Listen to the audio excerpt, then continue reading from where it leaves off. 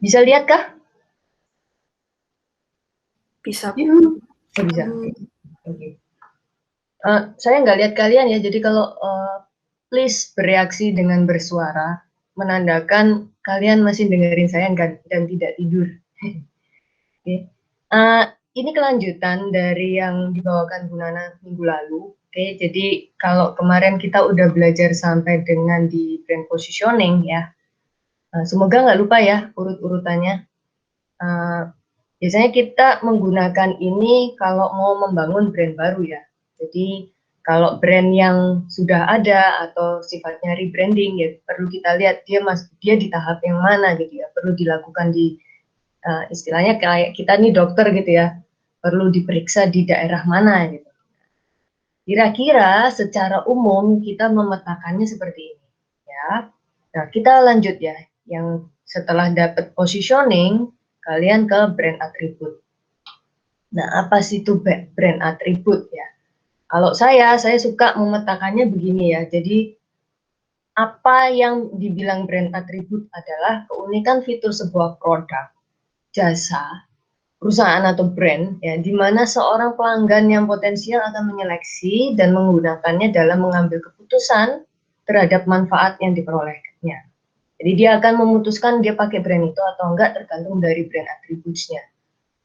Nah, saya simpelkan lagi ya, kaitannya dengan materi kita yang kemarin apa? Saya simpelkan seperti ini. Keyword yang ada di dalam brand essence, ya, yang diekstrak dari brand essence, ini jangan bingung ya, bagannya juga sudah ada kemarin, saya ngecek punya Bu Nana juga udah ada, cuma pakai bahasa Inggris aja sih. Bisa diekstrak dari brand essence berupa keyword. Keyword itu yang nantinya jadi kalau saya ngasih namanya brand guideline, mungkin beberapa buku atau catatan akademis lain punya istilah lain ya. Tapi kalau saya nyebutnya brand guideline, supaya apa? Supaya kita bisa menentukan arah brand ini mau kemana nantinya. Baik nanti menentukan komunikasi strateginya, atau yang paling penting adalah menentukan brand namingnya. Itu dapatnya dari brand atribut. Kenapa kok penting untuk dibuat brand atribut ya? Kenapa kok nggak langsung aja sih Bu dari positioning terus langsung turun brand naming? Ya bisa sih. Cuman brand atribut ini karena tadi bentuknya keyword ya, itu mempermudah untuk kalian ketika mendesain ya. Ingat-ingat, atributnya adalah dia tuh maskulin, kemudian cool, maskulin yang cool, kemudian mandiri, independen. Nah, kata-kata kunci ini yang nanti jadi pagar kalian ketika mendesain. Jadi turun ke komunikasinya, turun ke desainnya, turun ke tone and stylenya, ya nanti turun ke sini semua gitu ya. Termasuk bikin namingnya. Kalau maskulin nggak mungkin dong kita kasih namingnya kayak misalnya apparel gitu ya. Lovely ties gitu. Well, ya walaupun ties untuk ya biasanya kebanyakan untuk pria gitu, tapi kalau pakai lovely kan kesannya feminin banget gitu ya, nggak maskulin gitu ya. Nah, brand atribut akan membantu kalian memetakan gitu, bukan memetakan ya, mengekstrak keyword-keyword penting yang ada dalam brand essence atau yang ada dalam positioning. Okay. Oh ya, saya nambahin dikit ya soal positioning. Sebenarnya positioning ini, kalau menurut teorinya Pak Jito ya, didapat dari apa yang kalian lihat dari konsumen plus brand essence. Ya, itulah positioning. Jadi ketika kita melihat konsumen tuh punya karakteristik seperti apa, kemudian dia punya consumer insight-nya tuh gimana gitu ya. Nah, itu kita padukan dengan apa yang kita punya sebagai brand. Value kita tuh apa. Dan itu yang dibutuhkan konsumen, itu jadi positioning. Oke, aku akan menancapkan itu di benak konsumen. Karena konsumennya kayak gitu. Ya. Oke. Nah, setelah turun dari brand atribut, setelah itu turun dari situ adalah brand communication strategi. Yang itu tadi saya bilang, arahannya adalah untuk berkomunikasi. Baik bisa nanti visual branding ya maupun arah yang ke komunikasi visualnya, misalnya brand story atau konteks ya, ada konteks juga, pakai brand tone, pakai brand style gitu ya. Nah, kita bedah satu-satu, brand naming dulu. Nah, kalau saya lihat dari, maaf, ini kok saya nggak bisa menghilangkan ini, ada apa ya? Bentar ya. Kenapa begitu? Emang gitu ya? Ya udah deh. Wis, pokoknya kelihatan tuh. Oke. Ya, jenis-jenis ya, jenis-jenis menurut bukunya Pak Mendiola. Jadi brand naming punya jenis juga. Jadi jenis satu adalah yang founder. Name-nya berdasarkan atau diambil dari pendirinya yang bikin. Tahu Coco Channel? Halo. Wah, nggak enak nggak lihat wajah kalian yang bengong-bengong. Oh, tahu ya. Sip. Oke. Nah, terus ada descriptive name atau produk brand yang mendeskripsikan produk atau jasa yang ditawarkan. Aqua, fresh tea, teh yang fresh gitu. Aqua kan artinya air. Teh botol, teh di dalam botol ya. Sederhana kan? Terus apa lagi? Associative name. Oke, ingat ya, ini jenis-jenis brand naming, tapi bukan strateginya. Jenis-jenis strateginya tetap ikut yang ini. Ya, dari sini tadi. Dapat ini, baru baru di ekstrak gitu ya, keywordnya apa aja, baru bikin brand naming yang sesuai apa. Oke. Associative name itu menyinggung aspek manfaat produk atau jasa, biasanya nyangkut ide atau gambaran langsung. Contoh, Nutrisari, Healthy Choice, gitu ya. Nutrisari, udah Nutri terus Sari lagi. Nutrisi dalam bentuk sari, gitu loh maksudnya. Healthy Choice, ya. Atau yang modelnya metafor, diambil dari benda, orang, binatang, proses, metodologi, atau bahasa asing yang mewakili kualitas nilai dari perusahaan. Contoh, Nike. Saya nggak tahu bacanya tuh Nike apa Nike ya. Yang jelas ini nama Dewi Kemenangan ya. Ikonnya biasanya kalau di mitologi Yunani, Greek tuh apa? Greek Yunani ya. Itu loh apa namanya? Sulaman daun kayak crown gitu ya. Nah, ikonnya itu. Terus lama-lama dia kan juga punya sayap ya. Nah, naiknya tuh katanya diambil dari wings-nya itu. Freestanding name, nama yang tidak berhubungan dengan produk atau jasa tetapi memiliki arti sendiri. Kayak, sorry, ini aduh autocorrectnya nih ya, nyebelin. Ini saya nulisnya teh loh, diganti sama dia. Ya, teh 2 tang. Ya, tang itu sendiri nggak ada kaitannya sama teh gitu kan. Ya, cuma namanya aja teh 2 tang. Atau yang abstrak atau fabricated name, nama yang sepenuhnya diciptakan dan tidak memiliki arti, berdiri sendiri dan tidak memiliki hubungan dengan produk atau jasa itu sendiri. Contoh Lenovo, merek apa? Laptop ya dari IBM. Ada akronim, merupakan singkatan beberapa kata-kata, tujuannya supaya memudahkan pengucapan dan memudahkan untuk diingat. Ingat kalau brand naming harus gampang diingat ya. BP oil ya, petroleum. LG. Ya. Combination, nama yang merupakan gabungan dari kata cara-cara penamaan yang tadi, yang lain tadi ya. FedEx, gabungan dari akronim dan abstrak atau fabricated. Oke, nah ini cuma jenis-jenisnya aja supaya kalian tahu ya. Oke, brand naming. Jadi, kalau misalnya kalian mau berkancah internasional, ketika memutuskan membuat nama brand, maka kalian harus tahu soal kehidupan sosial di sana, kehidupan politik di sana, kehidupan ekonomi di sana. intinya adalah pangsa pasar internasionalnya itu seperti apa, normanya seperti apa. Karena kalau kita bisa menembus sampai pangsa pasar nasional tapi tidak mengerti market kita, ya sama aja gitu kan. Ya, contoh kayak gini. Misalnya Coca-Cola bersanding dengan cola jenis ini dan dijualnya di Amerika, laku nggak? Halo? Enggak, Bu. Enggak, iya. Kenapa? Soalnya pi kan kalau di Amerika artinya nggak bagus, artinya pipis. Nah, iya. Padahal ini bahasa Ghana, artinya happy. Ya kan? Jadi seperti itu, kita harus tahu normalnya, harus tahu culture-nya, bahasanya, bagaimana penerimaan orang terhadap nama brand tersebut. Makanya kalau kamu mungkin nanti iseng-iseng lihat ya, perusahaan multinasional kayak Unilever, dia punya apa namanya, brand banyak kan, punya banyak anak brand ya. Misalnya Rinso, di kita di Indonesia namanya Rinso. Tapi di tempat lain, di negara lain namanya bukan Rinso.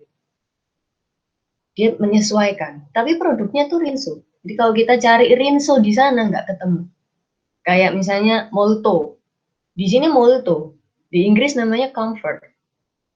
Nah, mereka punya apa ya, riset ya, sudah riset tentang marketnya. Gimana kalau kayak kasih nama ini ada kaitannya dengan apa ya? Mereka confused nggak atau ada konflik nggak nih? Kayak ini juga barf ya, untuk negara yang misalnya menggunakan bahasa Inggris ya pasti nggak bisa diterima dengan baik, deterjen kok barf, bahkan gitu kan. Padahal ini bahasa Iran gitu ya, artinya salju, putih gitu maksudnya di sini. Ya, tadi adalah produk-produk yang memang tidak secara internasional, yaitu produk lokal. Cuma saya menunjukkan aja bahwa kalau mau go internasional ya dia harus menyesuaikan namingnya gitu ya. Dan brand naming itu harus merefleksikan value dari brand. Gampang diingat, gampang diucapkan, kemudian sesuai dengan konteks konsumennya. Kayak tadi ya, konsumennya di mana? Kalau lokal ya nggak masalah, artinya bagus gitu ya. Tapi kalau internasional, waduh ya dilihat dulu siapa yang bakal menerima informasi ini. Mereka ngerti nggak sih artinya? Nyampe nggak nih value brandnya? Jangan-jangan malah jadi jelek. Nah, okay. Singkat itu aja. Melissa Davis juga bilang, a good brand name can help inspire a workforce, create pride in brand and company, and change the perception for the better. Contoh, Bu, anaknya kerja di mana? Anak saya kerja di Pertamina. Wah, hebat ya Pertamina. Karena Pertamina punya reputasi baik. Atau misalnya, anaknya kerja di mana? Oh, anak saya kerja di Google. Waduh, pinter ya anaknya ibu ya. Karena Google sudah brandnya sudah punya nama baik.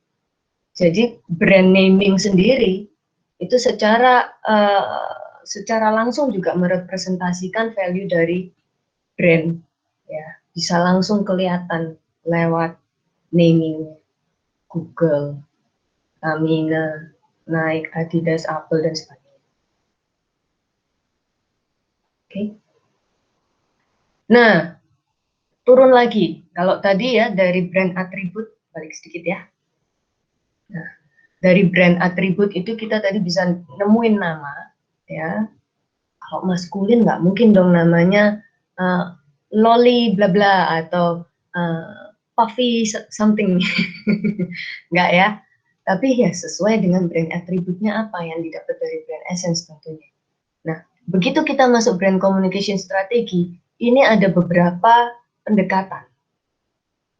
Pertama adalah pendekatan secara storytelling, brand story. Sering dengar ya brand story ya. Zaman sekarang udah jarang orang yang jualan hanya secara function dari brand aja. Pasti ada storytellingnya. Good. Okay. Atau ada yang beberapa buku juga bilang naratif gitu ya. Nah, ini menurut Pak Mendiola bilang brand story adalah pemikiran brand yang dituangkan dalam bentuk cerita, pesan-pesan yang saling berkaitan tentang arti sebuah brand. Nah, saya ada contoh ya. Oh, sebelum contoh ini dulu. Good brand tells good story. Ya. Chapters can be created in the form of campaign. Nah, contoh yang saya cari dan sampai sekarang tuh dia masih melakukan itu ya. Campaignnya tuh masih begitu. Adalah ini, Coco Chanel. Pernah lihat nggak seriesnya dia di YouTube? Banyak banget. Inside Coco kalau nggak salah seriesnya. Tahu nggak? Nggak tahu ya? Oke, nggak usah lama-lama, karena kalian nggak tahu, ya saya kasih tahu. Kita waktunya cuma sedikit. Oke. Cepet Bu. Oke. Sabar. Sebentar ya.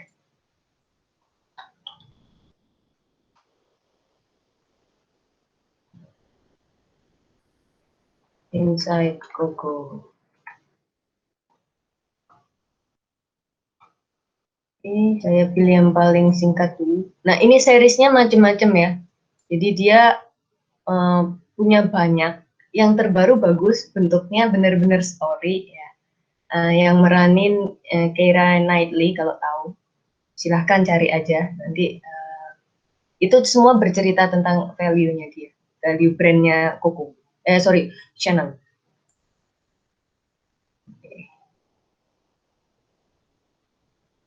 Ntar saya mute dulu ya, biar nggak doubling.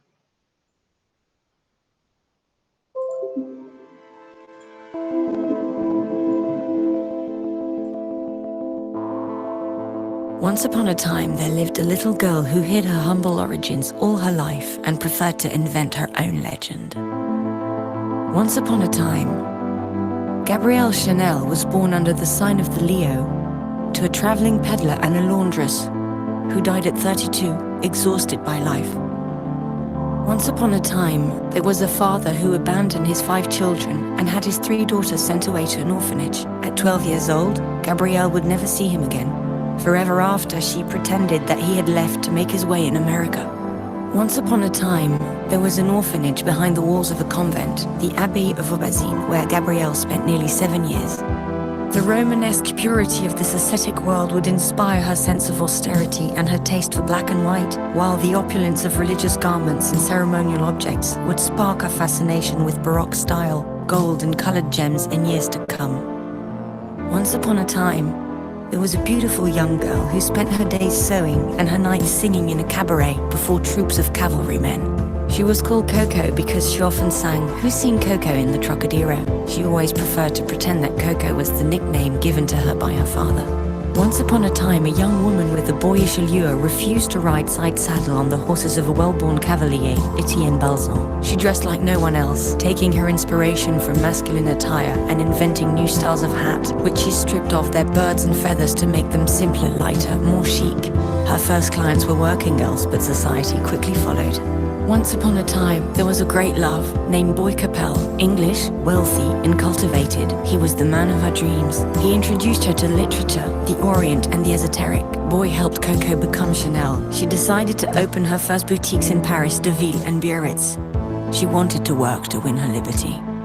Once upon a time, a revolution came to pass when, in a stroke of genius, Coco Chanel transformed the female silhouette. She shortened dresses, revealed ankles, freed the waist, eliminated corsets, revived jersey, cut her hair, and bronzed her skin. Chanel closed one era and launched a new century of fashion. Once upon a time, at 31 Rue Cambon, Mademoiselle Chanel opened her first couture house in Paris in 1918. The little country girl, the orphan of Aubazine, had become the queen of Paris. Before liberating women, she had liberated herself. Once upon a time, there was a love story that ended abruptly. Boy Capel died in a car accident. For the first and last time, Coco Chanel was seen to cry. "Either I die as well," she said, where I finished what we started together. She chose to go on.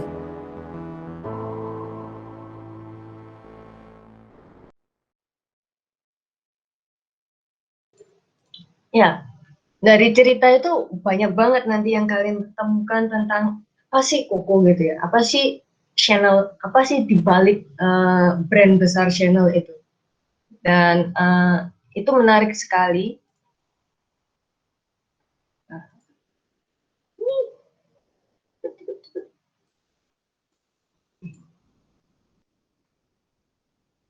Ya kan? Oke. Ya, jadi dia membawa revolusioner ya, Koko Channel itu supaya baju wanita itu sudah nggak gaya renaissance lagi gitu ya. Nah, ini yang didapat dari storytelling di dalam brand channel ya. Storytelling in luxury branding. Jadi yang disebutkan di situ ada karakter-karakternya, tempat-tempatnya, simbol-simbol yang digunakan di dalam cerita ya, semuanya membentuk identitas brandnya. Jadi ini syarat kalau misalnya nanti kamu mau menggunakan pendekatan apa namanya, komunikasi brand melalui storytelling atau melalui brand story. Jadi semua yang kalian gunakan di dalam cerita itu, baik karakter, tempat, simbolis yang ada di dalam semua cerita itu harus membentuk identitas brandnya. Ya. Kemudian harus merepresentasikan emosi yang dirasakan oleh konsumennya. Oke. Kemudian apalagi setiap chapternya, atau misalnya nanti kalau misalnya berseri atau apapun gitu ya, pokoknya setiap ceritanya, alurnya harus menceritakan brand value-nya lebih dalam, lebih detail. Jadi kalau di dalam contoh kasus ini ya, bahwa orang yang beli channel itu tidak hanya tertarik dengan kualitas dari bajunya atau kualitas dari desainnya aja gitu ya, tapi juga secara simbolik atau pesan yang penuh arti yang mengkomunikasikan originalitas. Ini Koko. Kalau Koko tuh harusnya desainnya kayak gini. Ini channel, Koko kan nama orangnya. Ini channel. Terus elegan. Terus apa? Up to date atau canggih, ya. Kompleks, bagus, berkualitas tinggi, intelektual. Itu semua kelihatan di dalam storytelling ini. Setiap chapter yang digarap sama campaign-nya Koko ini tadi ya, karena ini ya, chapters can be created in a form of campaign ya, campaign brandnya. Itu mengarahkan target audiensnya untuk mengetahui brand value-nya lebih dalam. Ya.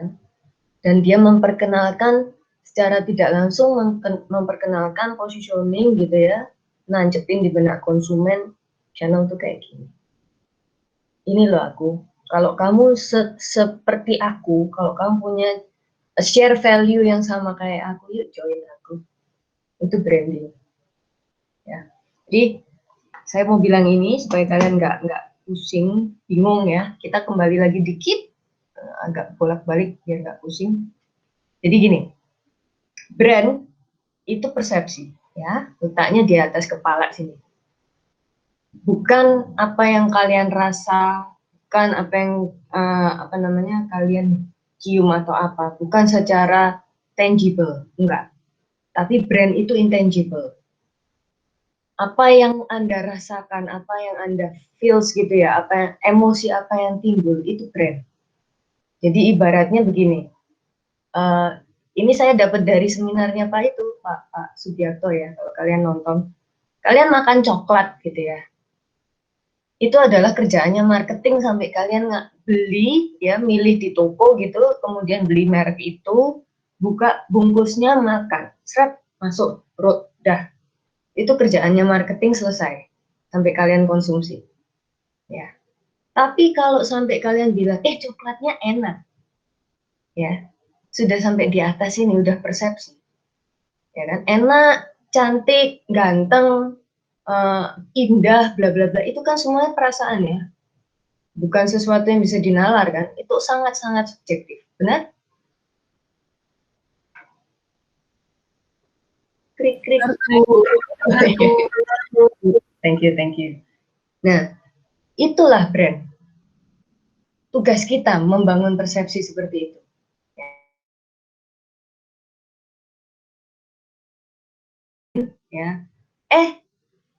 loh coklat enak, sambil nunjukin coklatnya, sambil ngasih tahu ini kenapa enak begini-begini. Itulah sudah ranah advertising. Ya, oke. Nah, terus ini apa Bu? Brand communication strategi ini apa? Ini cikal bakal yang nanti digunakan mengembangkan campaign yang arahnya untuk tadi woro-woro itu tadi. Jadi beda sama advertising. Advertising dia udah dapat persepsinya dari branding. Oh, udah tahu nih, enak gitu ya. Si barang ini akan kalian bawa ya ke orang lain sambil bilang, ini enak. Orang lain akan bertanya, kok bisa? Soalnya begini. Nah, itu advertising. Oke. Begitu kamu sudah ngomong ke orang lain, nah itu advertising. Tapi kalau kamu masih mengkonsep, ya, seperti ini nih masih konsep ya. Wow, mau hujan. Nah, ini masih strategi gitu ya, strategi. Storytellingnya nih gimana? Konteksnya ini gimana? Atau ini bisa milih ya, bisa milih atau ada brand yang memang bisa melakukan dua-dua. Nanti saya tunjukkan bedanya apa. Kemudian tone-nya gimana, stylenya gimana. Itu kita dulu yang ngeram. Yang jalaninnya sampai jadi campaign, sampai orang lain terpengaruh gitu ya, sampai bentuk komunikasi yang jadi campaign gitu ya, itu advertising. Jadi bedanya gitu. Kalau kita arahnya lebih soal identitas, nunjukin identitas lewat strategi komunikasi kita. Kalau yang advertising udah arahnya untuk macam-macam, ya tujuan advertisingnya apa, promosinya apa, apakah gain awareness gitu ya, apakah bisa balik lagi ke brand, jadi kayak menguatkan brandnya, bisa jadi ya. Advertiser juga bisa kayaknya misalnya begini, brand itu ada masalah gitu ya, wah itu nggak baik tuh orang itu, apa produknya orang itu nggak baik tuh, misalnya kena kasus apa gitu ya, kayak BP Petroleum Kapanane itu kena kasus kan, dia tangkinya bocor apa segala macam, terus akhirnya merusak lingkungan gitu ya. Nah itu butuh bagian dari woro-woro sana untuk, wow, kalian dengar itu?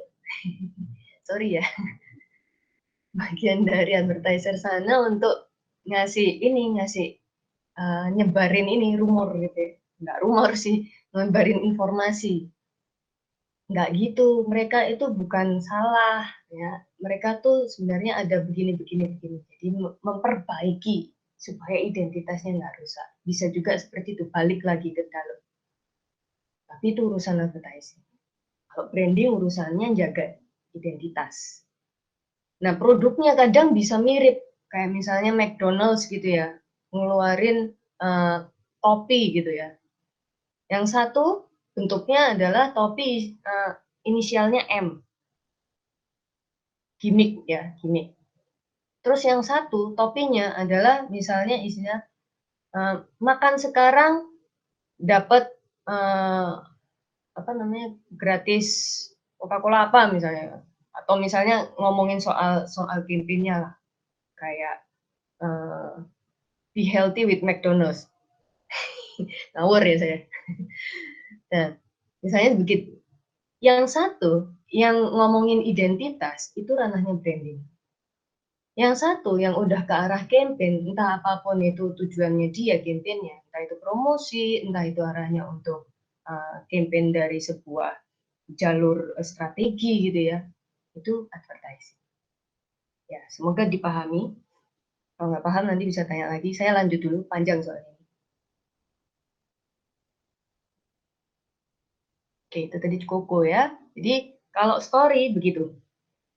Yang cerita brandnya. Yang ngomong saya ini siapa, saya ini kenapa, bla bla bla, membentuk identitasnya dari karakter, tempat, simbol, cerita, semua ya. Narasi, makanya namanya naratif kan, narasi. Untuk membentuk identitas brandnya.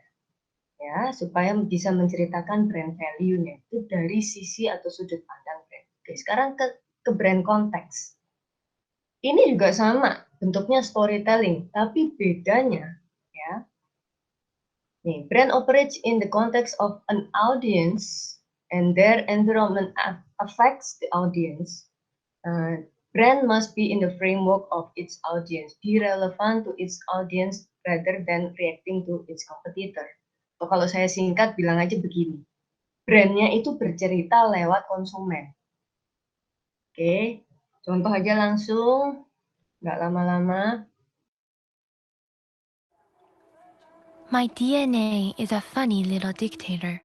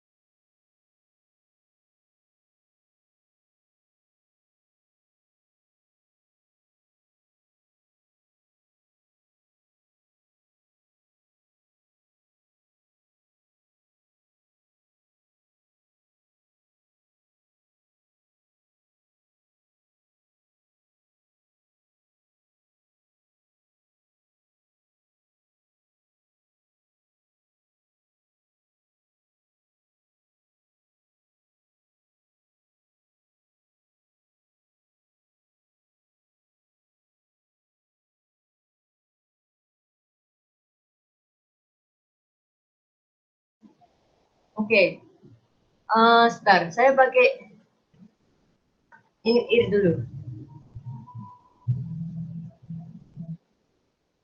Bentar ya.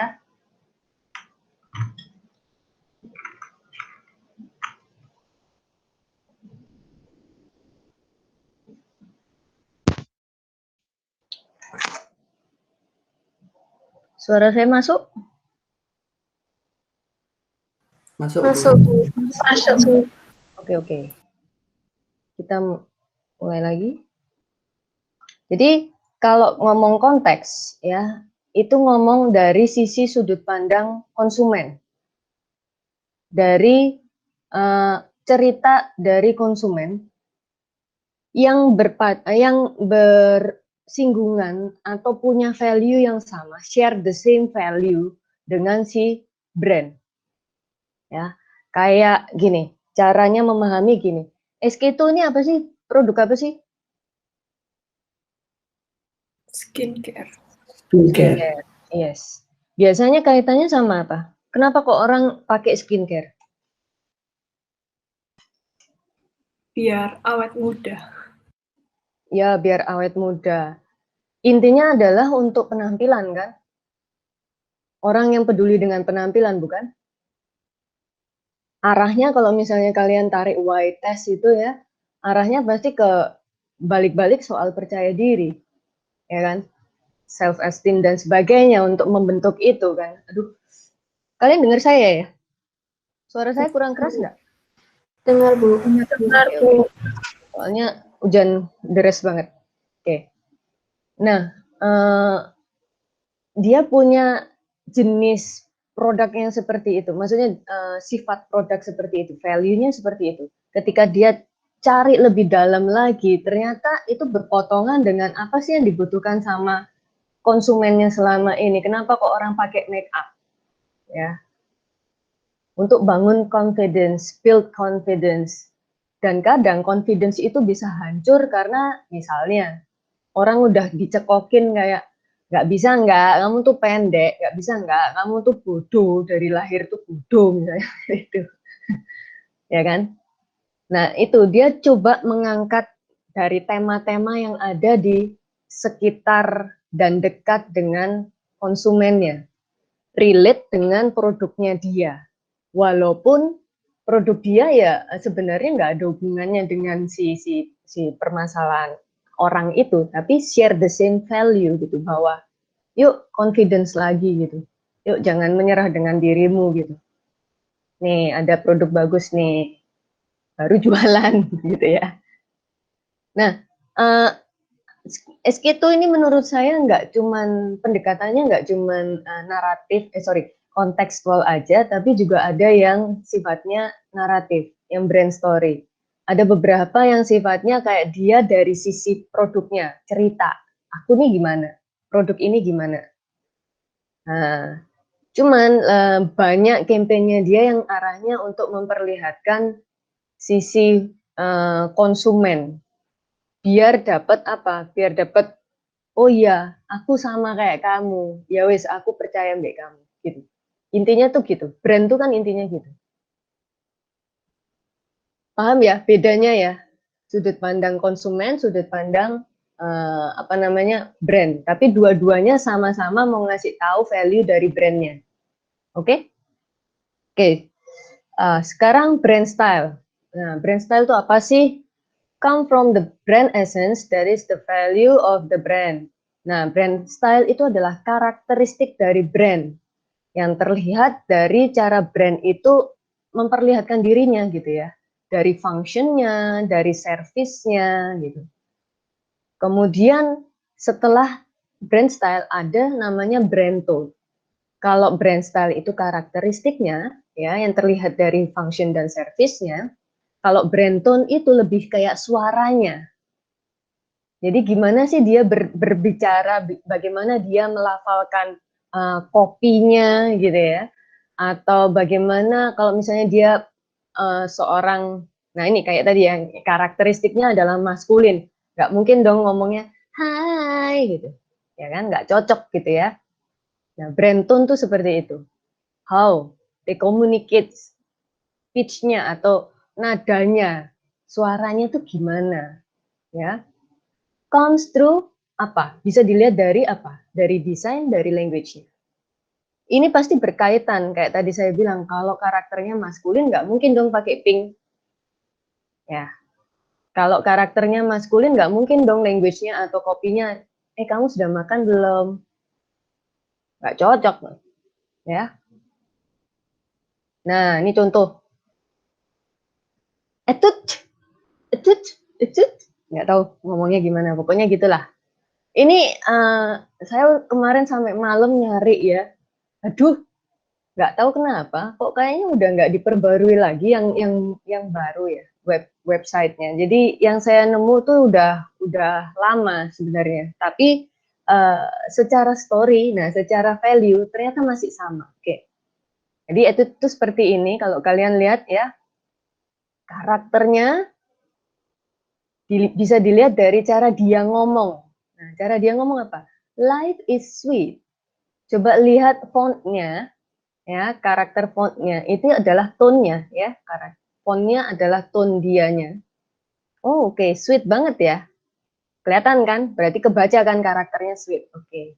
Girly ya. Kok tahu dari mana? Kelihatan kan dari pink, ya. Pernak-perniknya lucu banget gitu kan. Ini cewek banget nih, nggak mungkin cowok gitu ya. Terus, nah ini brand story-nya ya, ceritanya istilahnya. It is the plan of a woman to dream of sweet life, where everyone discover beauty within, and the sweet imagination of being beautiful become a reality. There is a dream, there is the dream of Etude. Enjoy the pink energy Etude with a happy, bubbly heart, bubbly, yeah, happy. As you play, okay, with makeup, with a bright smile, your boring life will sparkle with sweetness before you know it. Oke, ya. Nah, ini ya penjelasannya. Nah, Etude tuh ada Etude lovely, gini, Etude trendy, playing kan bisa macam-macam ya arahnya. Sweet juga tapi gitu ya. Playful. Nah, termasuk store-nya juga cantik banget gitu, girly banget. Ya. Oke. Webnya dulu kayak gini gitu ya. Lace gitu, banyak organik, bukan organik apa sih, curve-nya ya. produknya cantik-cantik seperti ini, imut gitu ya, playful, colorful. Oke. Ini store-nya. Saya nggak tahu yang di Indonesia, di Surabaya sudah nggak ada ya kayaknya. Nggak laku ya? Ada yang tahu? Yang di GC tutup Bu udahan. Iya. Kayaknya kok nggak laku ya. Nah, ini termasuk pemilihan ambasadornya. Ya. Dilihat dari tadi, dari karakter brand plus tone-nya. Ini kira-kira nanti orang yang cocok seperti apa gitu ya. Dari language-nya, cara ngomongnya gitu ya.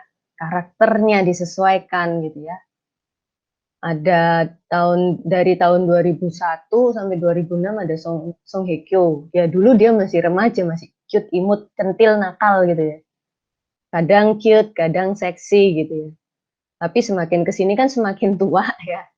Jadi ya regenerasi lah. Yang bawah-bawah mungkin kalian nggak tahu. Ini John Ji Hyun, First Attitude Girl katanya.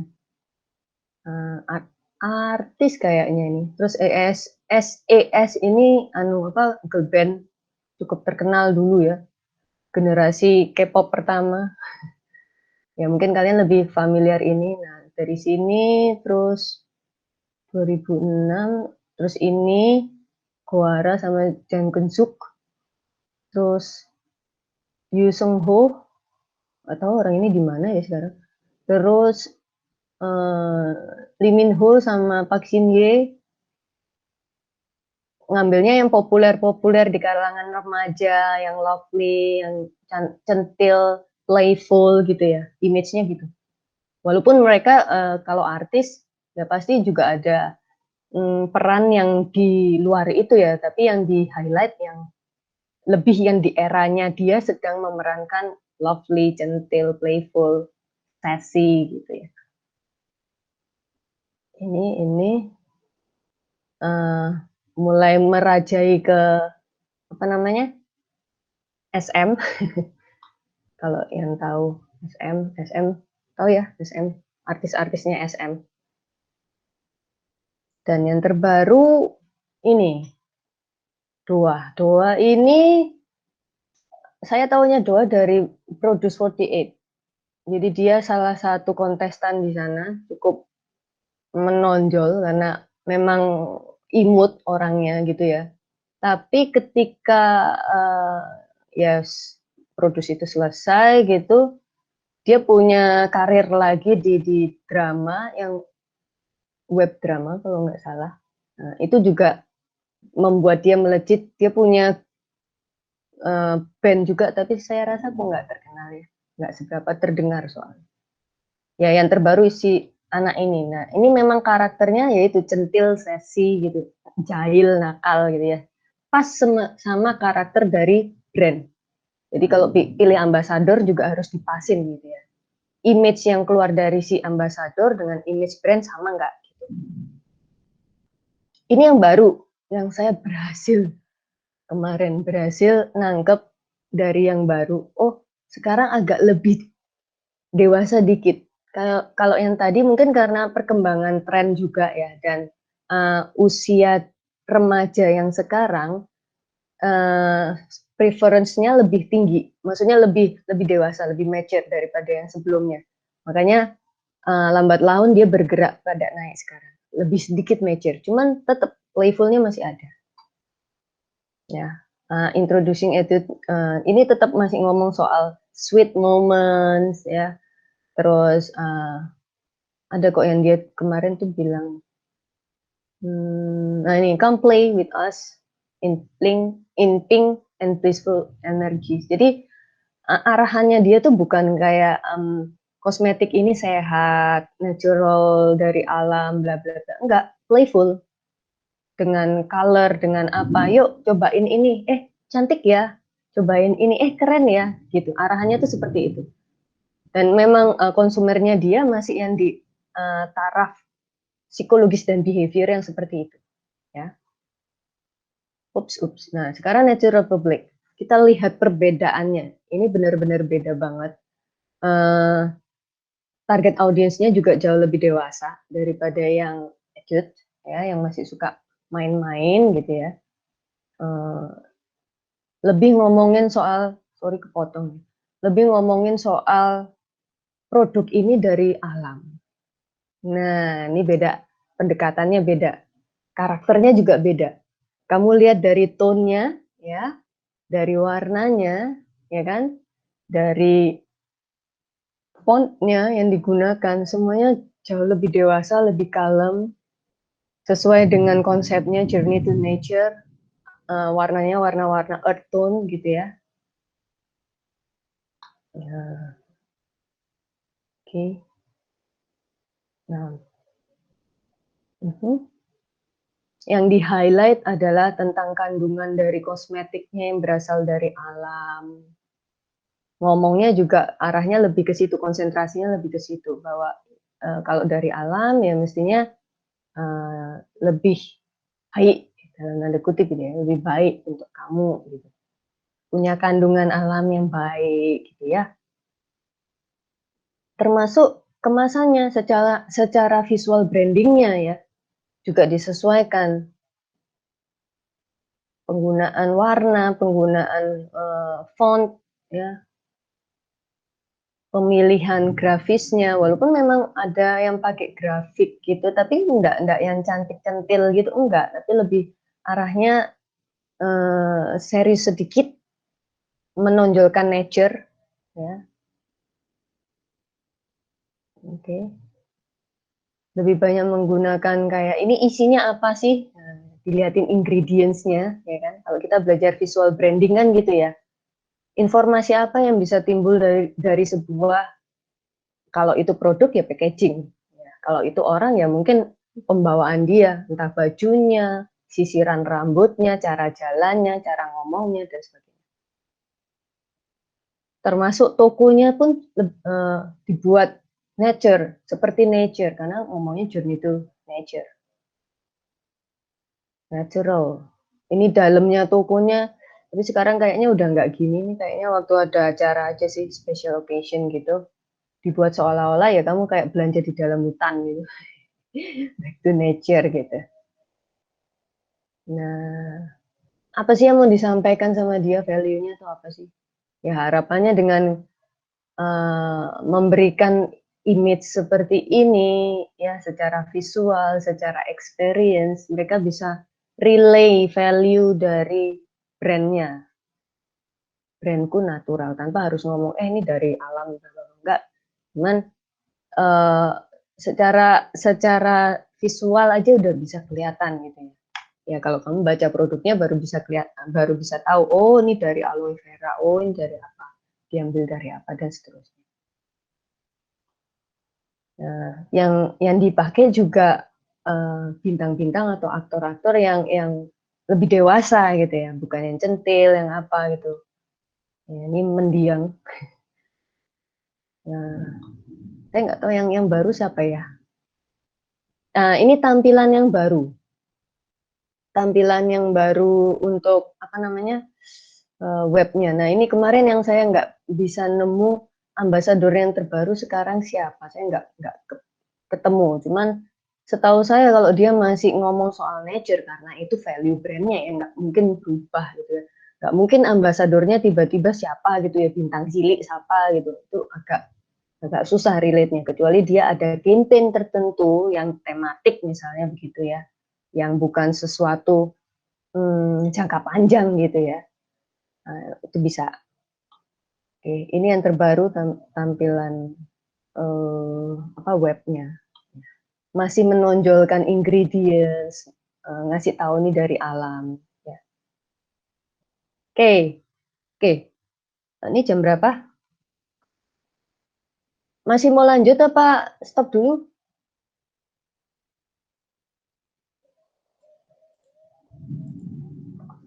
Mau lanjut apa stop dulu?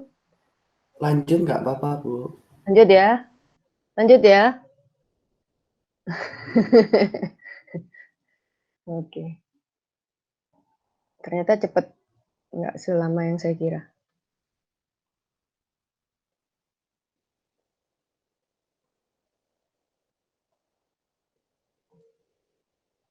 Ya, mungkin beberapa dari kalian ada yang sudah nonton IG live-nya Pak Subianto yang kemarin yang saya share 2 atau 3 minggu lalu ya, lupa saya. Ada yang nonton? Halo? Nggak ada? Halo? Surya Nonton, nonton Bu. nggak? Oh, nonton. Sampai habis? Tapi kurang Kurang satu yang pertama itu, yang 50 berapa menit itu, yang belum. Yang pertama? Apa yang mana? Yang keempat, yang belum. Oh, yang terakhir. Ya. Malah itu yang anu sih, ya wis. Nah, dari situ mungkin kalian udah familiar dengan yang namanya brand tribe ya. Ini saya udah kenal ini sebelumnya, tapi nggak pede bawainnya karena belum belajar banyak. Loh, kok kebetulan Pak Subianto tuh kemarin ngangkat ini gitu ya. Ya udah sekalian aja lah. Kebetulan kalian juga udah nonton, kita bahas bareng ya. Ini kan yang saya dapat. Kalau misalnya kalian punya pemahaman lain, monggo jump in aja ya. Kita nggak cuma satu arah dari saya gitu ya. Jadi monggo kita dialog gitu ya. Kalau yang kemarin saya dapat, jadi brand tribe itu apa sih? Brand tribe itu ternyata a group of people yang terikat dengan sebuah ide atau belief yang sama. Jadi dia punya kesukaan yang sama, share the same interest ya, dan dipimpin oleh seorang leader. Jadi kayak sepertinya kalau saya memahami ini lebih kayak ada inisiatornya gitu loh. Atau ada yang misalnya ya di kalangan K-popers gitu ya. Kemudian di fandom, nah itu tuh ada kayak adminnya gitu, yang menggerakkan itu semua, yang ngasih feeds, yang ngasih makanan gitu ya, yang ngasih konten dan sebagainya, itu brand tribe. Dan kalau tribe ya, itu anggotanya harus terlibat, bukan hanya terpikat atau ngikut-ngikut aja, tapi berbuat sesuatu untuk brand tersebut. Itu tribe. Kunci keberhasilan dari sebuah tribe adalah komunikasi. Nah, mungkin ada yang mikir, oh asalkan dia punya follower aja itu bisa dianggap tribe. Ternyata bukan. Dulu saya mikirnya begitu. Untung dapat ini, jadi saya, ternyata tribe itu lebih dari sekedar follower gitu. Jadi menurut IG kemarin ya, sesi IG kemarin ternyata ada tribe strategi namanya. Gimana sih cara bikin tribe gitu ya? Pertama, orang harus terpikat dulu. Setelah terpikat, baru dia harus punya minat untuk gabung, untuk join, untuk ikut andil ngobrol misalnya. Habis itu harus sepakat dulu. Kalau minat gabungnya adalah cuma ngaco aja, kayak anti-fan yang suka ngobrak-ngabrik misalnya begitu ya, itu bukan sepakat. Ya. Nah, nggak cocok gitu untuk jadi tribe. Nah, harus terpikat dulu dengan ide value yang sama tadi, kemudian minat untuk join ya, dan sepakat dengan ideologi yang ada, dan yang keempat paling penting terlibat. Nah, ternyata harus terlibat. Nah, beda sama followers adalah followers mungkin cuman kayak nonton konten kalian, kasih komen, udah dadah bye-bye. Entah itu si brandmu mau jungkir balik atau gimana, dia nggak akan peduli. Itu followers, maunya cuma nerima aja, makan kontenmu, ya komen-komen kalau baik, oke, apa segala macam, atau nyacatin gitu ya, tapi nggak berbuat apa-apa dengan brand kamu gitu. Tapi kalau tribes itu terlibat secara aktif. Nah, saya punya contoh, tapi ini contohnya yang lagi saya teliti belakangan ini, dan mungkin kalian akan berpikir ngapain Bu Sini meneliti ini. Yaitu field saya sih, saya lagi mendalami ke situ, asik banget ternyata. Saya dapat banyak dan berpotongan banget dengan yang namanya branding. Branding itu menurut hemat saya ya, ini nanti belum saya tulis ya, saya nggak ini. Oh, ini direkam ya, nggak apa-apa deh. Menurut hemat saya, pasti ada kaitannya dengan segala sesuatu bentuk atau produk populer. Apapun, mau makanan, mau fashion, ya, pokoknya yang sifatnya ada trennya. Pasti brand itu dibutuhkan banget dan pasti berperan penting.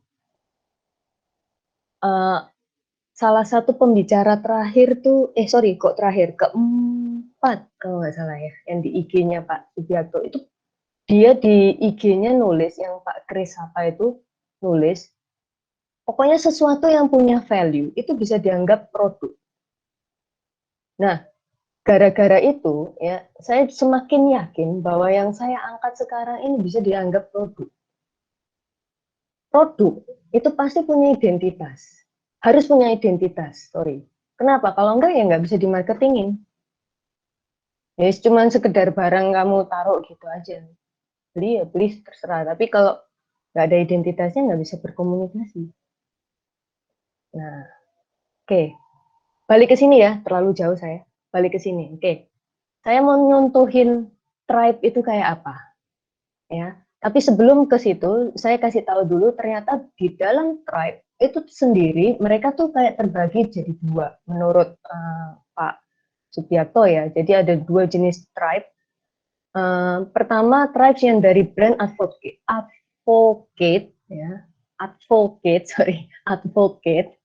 yang menggunakan brand. Jadi orang-orang tribes ya, kelompok gitu ya, kelompok orang yang menggunakan brand dan loyal.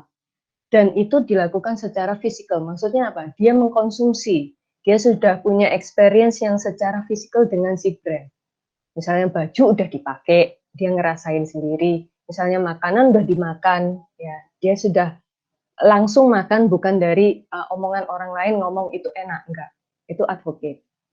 Nah, kalau menurut Pak Subiakto, branding tuh nanti arahnya yang ke advocate ini. Kalau yang kedua ini, traps yang dari brand evangelist, itu berasal dari virtual experience yang dibentuk. Bisa dari cerita orang, ya, atau orang lain bilangin dia sampai dia percaya, terus akhirnya dia bilangin ke orang lain lagi. Jadi dia tuh brand evangelist kalau seperti itu. Nah, katanya Pak Subiakto itu ranahnya marketing, jadi evangelist itu cuma seperti itu. Belum mengalami secara physical experience gitu. Tapi sudah woro-woro ke orang gitu. Misalnya kayak orang yang percaya karena melihat seperti itu, tapi belum mengalami sendiri gitu. Nah, tribes yang jenis ini bisa cerita lagi ke konsumen lain, bisa ceritanya positif atau negatif, tergantung misalnya ya, suatu saat dia mengalami sendiri, terus dia kecewa misalnya, ada disrupsi gitu ya, disrupsi dari brandnya. Ternyata nggak sebagus itu. Wah, tiwas aku bilang sama si Anu ini bagus. Nah, bisa seperti itu. Ini evangelis. Tapi kalau yang advocate itu seperti lebih hardcore, lebih karena dia sudah mengalami sendiri ya, based on himself, experience-nya dia gitu ya. Jadi itu lebih kuat gitu. Lebih loyal. Berani mati-matian membela brandnya tanpa disuruh. Ya, contohnya yang kemarin si Iger itu ya, wah keren sih saya lihat itu. Cuman lucu ya, saya coba cari loh. Setelah itu saya coba cari kayak mungkin komunitasnya atau apa saya yang salah masukin cara kata kuncinya mungkin juga ya, karena saya nggak menyelami sebelum yang pembicaranya Pak Subiakto. Saya coba cari tuh susah. Saya cuma dapat webnya Iger, terus kayak eventnya dia ngapain aja. Tapi kok lucu ya, maksudnya di dalam itu webnya itu kok nggak ada sebutan tentang komunitasnya atau apa gitu. Entahlah, ada yang nemu komunitasnya atau salah satu kalian mungkin ada tribes-nya Iger? Aku mau lihat wajah kalian yang bengong-bengong. Gimana? Yang baca siapa? Yang nonton siapa aja sih selain Suryo? Oh, Elvita, Elizabeth. Oh, cukup banyak ya. Ada yang cari tahu lagi nggak? Iger beneran kayak penasaran gitu. Iger tuh kayak apa gitu? Enggak ya? Enggak ya? Waduh, kalian kurang kepo, nak. Main-main dong. Di sini nggak ada yang suka Iger. Cowok-cowok mungkin? Enggak ya? Kalau teman saya ada sih, Bu. Ikut komunitas juga gitu ya? Kayak yang itu Pak, siapa namanya tuh? Raymond apa-apa. Kalau komuni-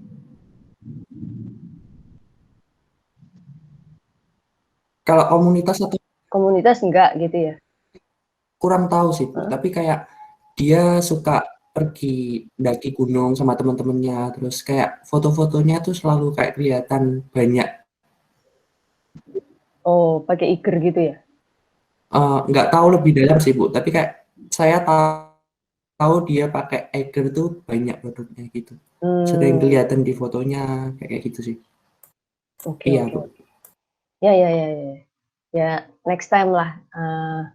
Coba cari tahu tentang itu. Kayaknya kok menarik. Soalnya sampai sampai tato terus mau di apa begitu logonya berubah dia marah-marah karena udah ditato itu kan lucu banget ya. Dengerin sampai yang itu kan? Dengerin ya? Oke. Oke. Ya, well, selamat kalian yang pertama yang saya kasih ilmu ini. Cuman ini menarik banget ya. Maksudnya membuka wawasan bahwa ternyata nggak cuman produk, jasa, tapi orang tuh bisa menjadi subjek brand. Oke. Ada yang mau tanya?